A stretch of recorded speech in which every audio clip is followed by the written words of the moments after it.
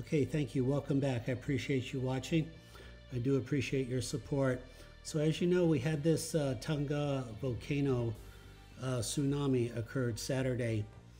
There's a satellite photo. I'm sure you've seen it.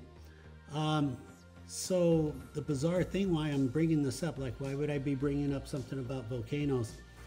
For some reason, I'm kind of puzzled. Check out this video. Saturday was a record day. It was a record day for recording these drones. The weather was so-so. We had the overcast, but the police came in and they did not leave, and they were pretty much there on and off all day.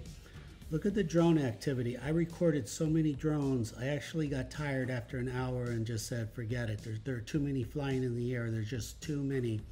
I thought maybe my camera was broken or something. But look at this. They were tagging this chopper. A tag is when the drones fly by. The UAP drones. UAP, I'm not talking about Earth drones.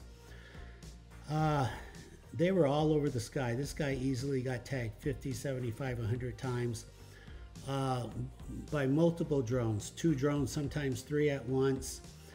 I even have a video here with with 2 drones, or actually 2 plus 1, 3 drones with 2 birds in the picture. Okay, great. And then we have the look at these crisscross. Look at these drones crisscross. It's like they want to be seen. I mean, they were going out of their way Saturday. We want to be recorded. We want everyone to see what we're doing, how they can fly. So, you know, I get it. If there's a world event and there's a tsunami, I'm sure they want to record the data, but it doesn't explain this type of off-the-chart activity.